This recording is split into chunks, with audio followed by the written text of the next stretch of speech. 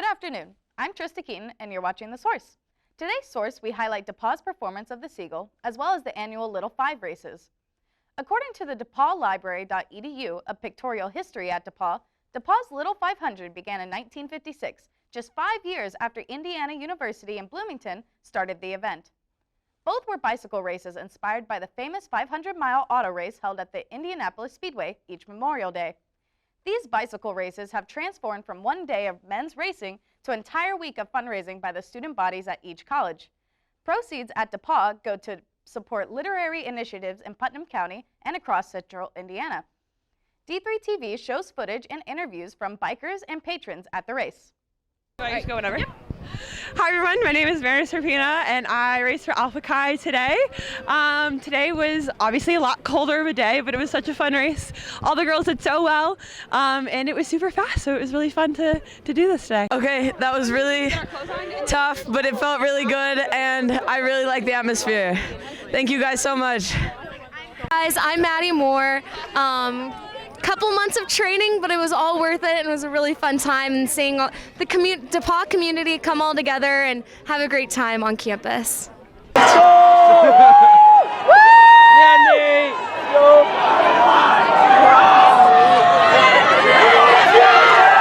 Survived, didn't crash this year. That's a new one. That's a new one.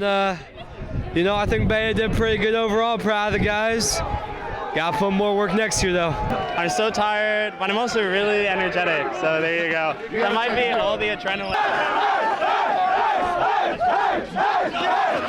Mom, Yay, you know, it was a cold day out there. We pulled through, and we did it. Let's go!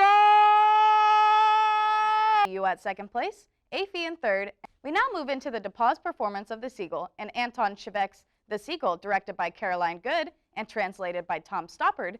4 characters in a bohemian estate navigate their relationships and confront their past. The play is both a romance and a satirical comedy, offering commentary on the trivialities and self-delusion of the elite. The Source talked to director Caroline Good as well as some of the play's key characters about their experience. We had auditions in early February, so we've been together for quite some time, and they have worked so hard. They have put all of their time and sweat and passion into the characters, embodying them, researching them. We've had not only the cast, but the publicity team has been working tirelessly to get the word out. We've had our dramaturgy team doing lots of research, because we set it in 1905 because there was a little revolution at the time, so we're kind of, you know, playing on that a little bit as well. And their souls are become one soul.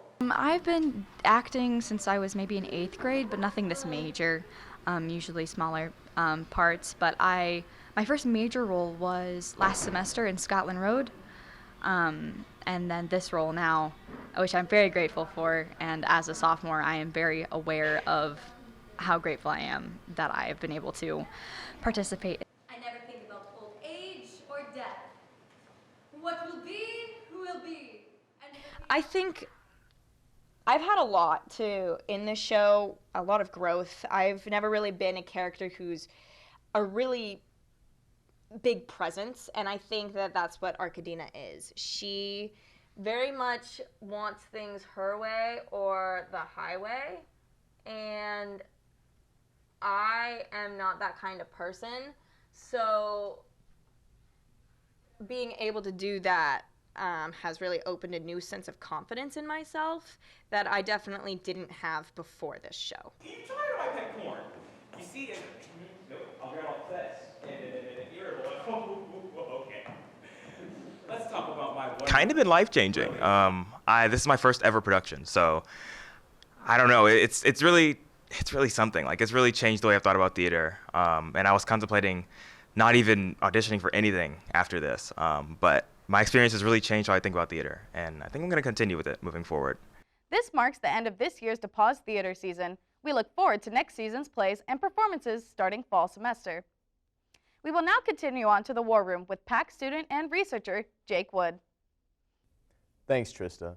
We start the War Room with the killing of 5 Indian soldiers in an ambush by militants in the Poonch region of Indian-occupied Kashmir last Thursday, April 20th. Initially reported as the result of a lightning strike by the Indian Army, The attack was soon claimed by a group known as the People's Anti-Fascist Front, or PAFF. Over the following days, a number of images were released by the group confirming its involvement in the attack.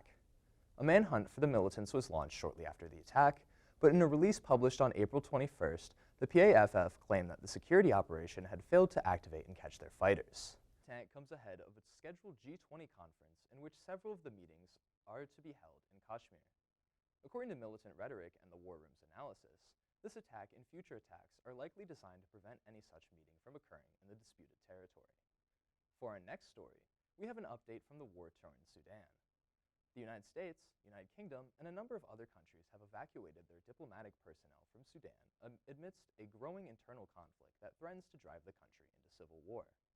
Around 1,000 European nationals, 100 Americans, and 150 citizens of Gulf states have been evacuated from the country as fighting intensifies.